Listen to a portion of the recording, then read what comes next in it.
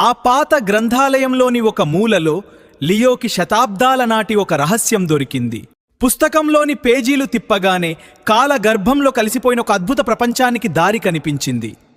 గుండె నిండా ఆశతో, భుజాన సంచితో లియో తన సరికొత్త ప్రయాణాన్ని మొదలుపెట్టాడు.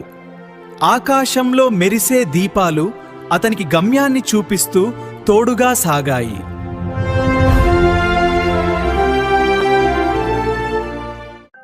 లియో ఆ కష్టాలను ఎదుర్కోవడానికి సిద్ధమయ్యాడు. సూర్యుడు ఉదయించాడు. వాతావరణం చల్లబడుతోంది.